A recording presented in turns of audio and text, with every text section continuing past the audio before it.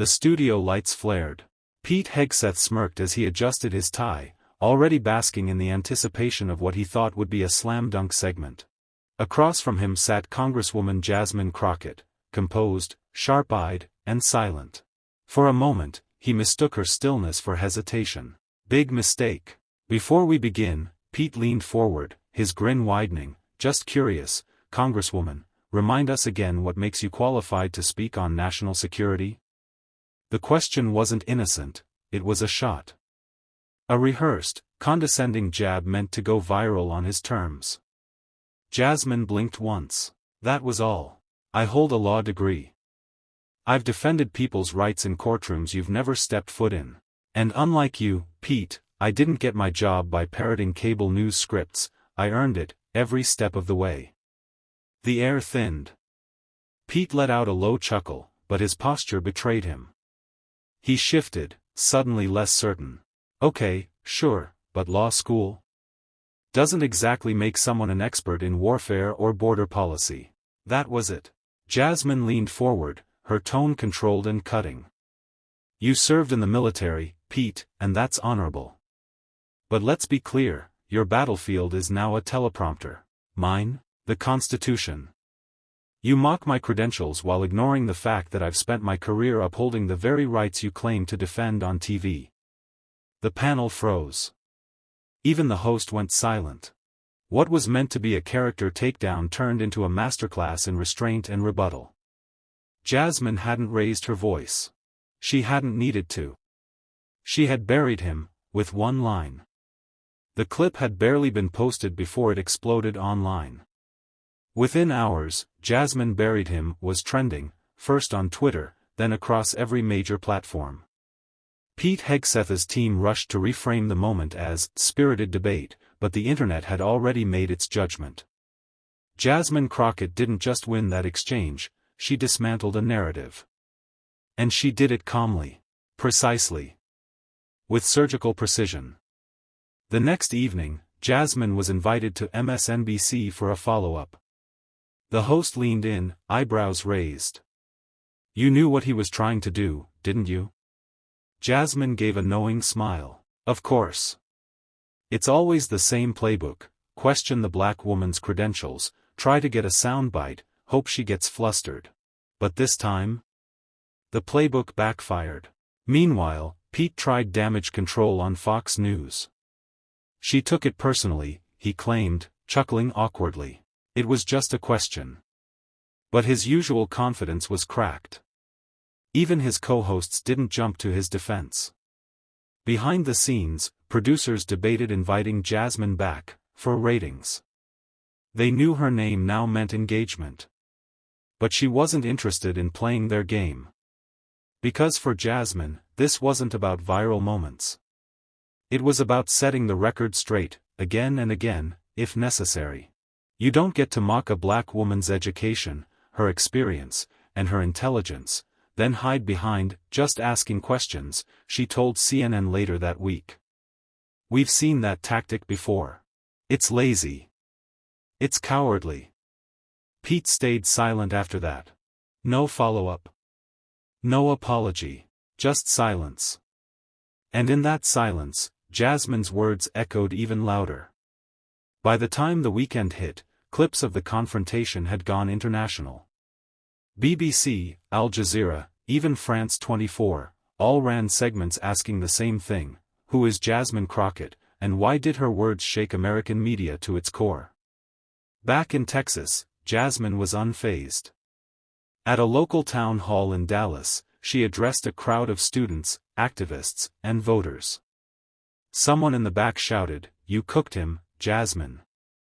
Laughter rippled through the room, but she raised her hand gently. "I didn't come here to cook anyone," she said, voice steady. "I came here to remind folks that facts still matter. That credentials mean something.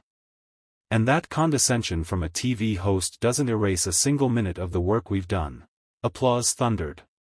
Meanwhile, Pete Hegseth was being scrutinized by his own network's insiders. A leaked email from a senior producer said, "Why does this keep happening with our guests? First Cortez, then Bowman, now Crockett. She made him look unprepared. He was. And that's what truly burned him. Because when Pete mocked Jasmine's education on national TV, he hadn't expected her to reply with specifics, the cases she'd argued, the legislation she'd fought for, the hours logged in courtrooms, not studios. One clip captured it best. Pete had interrupted her, saying, "You don't really believe you know the Constitution better than someone who studied national security, right?" Jasmine didn't flinch. She leaned in and said, "I don't just believe it, Pete, I know it. And if you'd done your homework, you'd know I've written legislation your party tried to copy and claim." The pause after that? It was loud enough to rattle cable news. And America listened, not because she yelled, but because she didn't have to. Fox News wasn't built for moments like this. After Jasmine's clip lit up every social feed in America, Pete's producers scrambled. They booked constitutional experts, former JAG attorneys, and even a retired judge to reframe the narrative. But none of them could erase the smirk that Pete wore when he tried to belittle her. Or the steel in Jasmine's voice when she responded. Jasmine didn't need backup. She was the backup. That Monday morning, she walked into the House Judiciary Committee with the same calm as always. Her team urged her to ride the viral wave, maybe release a statement. She refused. "This isn't about Pete," she told her aides. "It's about a system that treats our knowledge as disposable, until we force them to respect it." Still, the headlines wrote themselves. Crockett ends Hegseth's credibility in under 60 seconds. The line that shut Pete up and opened a conversation. But it wasn't just a soundbite anymore, it was a shift. Black women across the country posted videos of their own credentials. Lawyers, teachers, engineers. All of them using the hashtag Jasmine was ready. Pete tried to laugh it off on his next segment. "Well, I guess I got schooled, huh?" he said with a forced grin. But even his co-hosts weren't laughing. The network had edited out Jasmine's line about writing legislation your party copied. But it didn't matter. The uncut version had already made its rounds. And there was no unseeing it. In one exchange, Jasmine had dismantled not just Pete's arrogance, but the entire framework that allowed it to thrive. She didn't raise her voice. She didn't shout. She spoke like someone who knew the room didn't give her permission, but she was going to speak anyway. And when she did, she didn't just burn the bridge. She rebuilt it, on her terms. Pete didn't show up for his next live panel. He claimed scheduling conflicts, but behind closed doors, the truth was clear, he was rattled. Not just by the backlash, but by how easily Jasmine flipped the room. And he wasn't alone. At a high-profile donor dinner that week, whispers floated between champagne glasses. "She's not just sharp," one political strategist said. "She's dangerous. Because she doesn't need us to give her a platform, she builds her own." And that terrified them. Because for years, people like Pete thrived on control. They curated the conversation. But Jasmine? She hijacked it with one sentence. And worse, she did it with a calm they couldn't provoke. Back in Texas, Jasmine was hosting a legal workshop for young black women. A law student asked, "How did you stay so composed when Pete disrespected you like that?" Jasmine smiled. "Because I've been disrespected before. Pete just happened to do it on camera." The crowd nodded in silent understanding. She continued. "The goal was never to humiliate him. The goal was to show the world what it looks like when preparation meets arrogance. When facts meet fiction. And when a woman who's been counted out, stops asking for permission." Meanwhile, Pete's clip became training material in political media courses across the country. Professors paused at the moment Jasmine delivered her final blow. "Right there," they'd say. That's when control shifted. But what really sealed Pete's fate? It wasn't Jasmine's resume. It was that she didn't try to defend it. She made him justify his. And he couldn't. Because deep down, everyone watching knew the truth. Pete brought a smirk to a courtroom, and Jasmine brought the fire of every woman who ever had to prove it twice. This wasn't a debate. It was a reckoning. They called it the silence that echoed. In the days following the exchange, conservative media scrambled. Some tried editing the clip. Others cut her off mid-sentence in replays, trying to soften the blow. But the internet doesn't forget, and it doesn't do edits. The full video of Jasmine's takedown was everywhere: Reddit, TikTok, Instagram Reels. Hashtags like hashtag #OneLine Burial and hashtag Jasmine vs. Pete trended for 72 hours straight. What made it viral wasn't just the burn. It was the pause. Right after Jasmine delivered her line, Pete blinked, twice. His lips moved, but nothing came out. And in that 6 seconds of silence, the audience heard everything he couldn't say. That silence became a meme. But for Jasmine, it wasn't a joke. It was strategy. On a radio interview with Angela Rye, Jasmine explained. Pete wasn't my target. The mindset behind Pete was that smug assumption that experience doesn't matter if you look like me. That credentials need a second opinion when you're a black woman. I didn't bury Pete. I buried that mentality.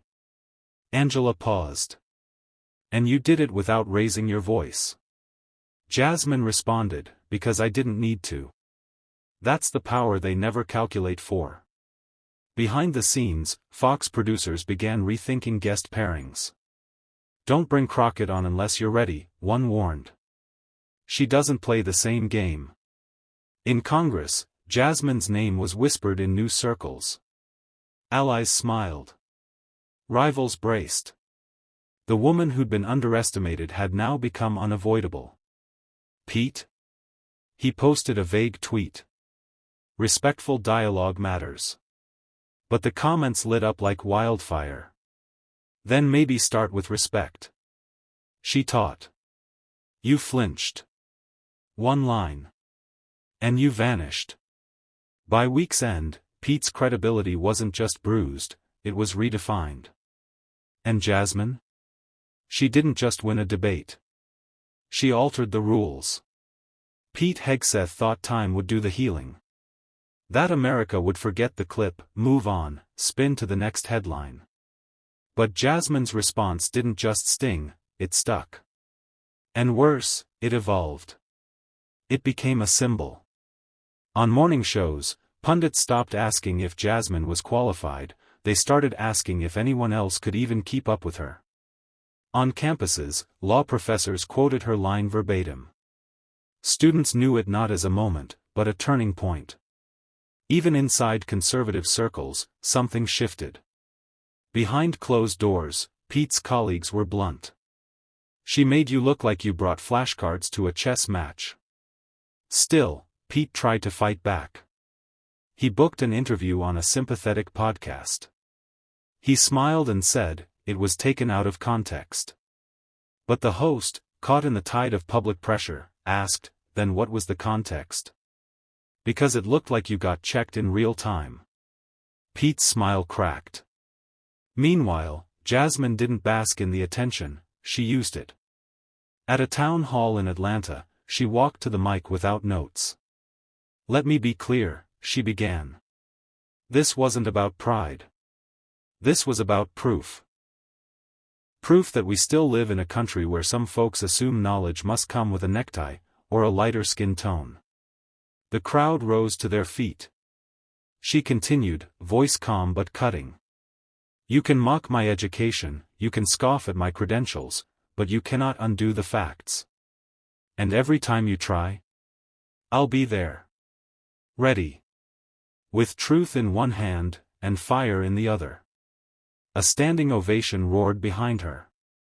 Somewhere in a green room, Pete watched the clip on his phone. Alone. No camera. No script. Just him, and the realization that the game had changed, and Jasmine Crockett was no longer a guest on their stage. She was the standard. And the silence from his end? It wasn't strategy anymore. It was surrender. They tried to pivot. Fox News ran a segment titled, "Was Jasmine Crockett Too Emotional?" Another anchor smirked, "She memorized one line, now suddenly she's a genius." But the viewers weren't buying it. Social media had already taken sides. And Jasmine's side? It wasn't just louder, it was sharper. Clips of her town hall speech went viral. One tweet read, "Jasmine didn't just defend herself, she dismantled an entire narrative." In one breath. Pete Hegseth, meanwhile, was trapped in a media spiral. The more he tried to walk it back, the worse it looked. His every word seemed defensive. Small. And then Jasmine struck again, without saying a word. She released a thread of screenshots, state bar certifications, court victories, civil rights cases she'd led. Real work. Real receipts. She captioned it simply, "Since credentials were questioned, receipts below." It blew up. Journalists picked it up. Activists shared it. Students printed it. Even Pete's co-hosts looked away the next time her name came up. At a policy panel days later, Jasmine sat between two seasoned legal scholars. When asked about legal reform, she didn't grandstand. She explained. Clearly. Cleanly. Compellingly. After the panel, a moderator whispered, "Congresswoman Crockett, that was textbook." She smiled gently and replied, "That's funny, Pete thought I didn't read any." And just like that, the audience erupted into laughter. Not mocking.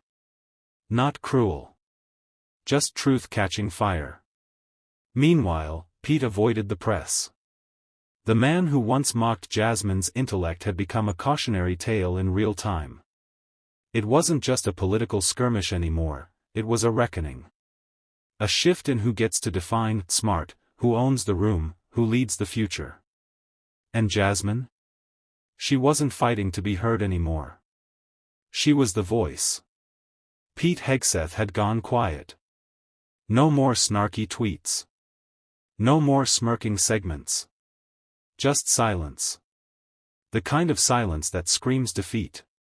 But Jasmine? She wasn't done. At a university law symposium streamed nationwide, Jasmine Crockett took the podium. The topic was truth and power in modern media. But no one expected what came next. She began calmly, "They said I didn't deserve the mic. That I hadn't earned the title. That I was just loud." Then she paused. Looked directly into the camera. "Let me be loud, for everyone who was told to shrink." The audience leaned forward. Phones came out. TikTok started recording. She continued. "I was mocked for my credentials by someone who reads off a teleprompter. I was questioned by a man whose greatest legal achievement is, what? Being loud while wrong?" Laughter rippled through the auditorium. But Jasmine wasn't joking. "I didn't come here to be tolerated. I came here because I earned it. Court by court. Bill by bill. Case by case." Behind her, a screen displayed headlines from Pete's show. "Crockett Too Angry. Unhinged Lawmaker Snaps. Overhyped and Underqualified." She turned to the screen. "This isn't critique. It's erasure in disguise." And then she dropped the line that would dominate every media cycle for the next week. If Pete Hegseth had to live one day as the woman he mocks, he wouldn't last 5 minutes without crying behind a flag. Gasps. Cheers. Standing ovation. Twitter exploded. Pete tried to respond 2 days later with a watered-down op-ed in a small outlet. But the damage was done. His credibility wasn't just bruised, it was gone. And Jasmine? She didn't need to clap back anymore. She stood taller, quieter, stronger, because when you walk through fire with truth, you don't come out burned. You come out unstoppable. It was the image that told the story. Jasmine Crockett, seated calmly on a Sunday morning panel, legs crossed, eyes steady, while across the split screen, Pete Hegseth looked down at his notes, visibly unsettled. The moderator posed the question. Congresswoman Crockett, Pete Hegseth recently said your critiques have become personal. Your thoughts? Jasmine didn't blink. My thoughts, she said. My resume was mocked on national television. My voice was called too much. My background, dismissed. And now that I responded, it's personal. She turned toward the camera with pinpoint focus. No. What's personal is what happens to people who look like me when we stay quiet. The panel froze. And then she added, calm, surgical, final. Pete started a fire. I just refuse to burn in it. That clip went viral in under an hour. By evening, her quote was on t-shirts, protest signs, Instagram stories, and think pieces. Colleges invited her. Law schools cited her. Late-night hosts quoted her. Even politicians who once kept their distance started name-dropping her, in admiration. Meanwhile, Pete Hegseth's ratings slipped. Not catastrophically. Just enough to matter. Just enough that producers started reshuffling segments. He was no longer the culture warrior. He was the cautionary tale. And Jasmine? She walked into Congress the next day wearing a pin that read, "Earned. Not given." A journalist asked if she had any final words on the saga with Hegseth. She smiled. It's over. And I'm already working on what's next. No vengeance. No echo. Just elevation. Because this was never about a Fox News anchor. It was about a woman who turned dismissal into dominance, slander into spotlight, and one brutal question into a national awakening. And when history writes it down, it won't mention Pete's jab. It'll remember Jasmine's rise. So what did we just witness? Not just a battle of words, but a battle of weight. Not just a clash between a loud TV personality and a poised congresswoman.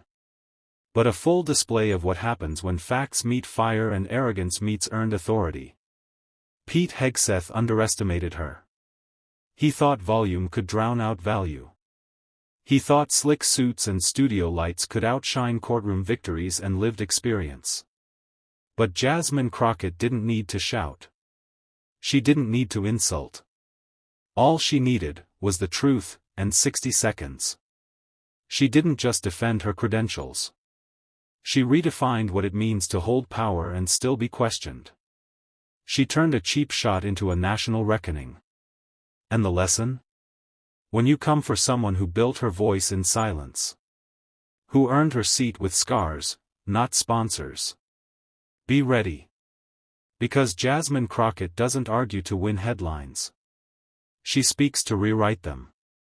And in this moment, she didn't just shut Pete Hegseth down. She reminded America who the mic really belongs to.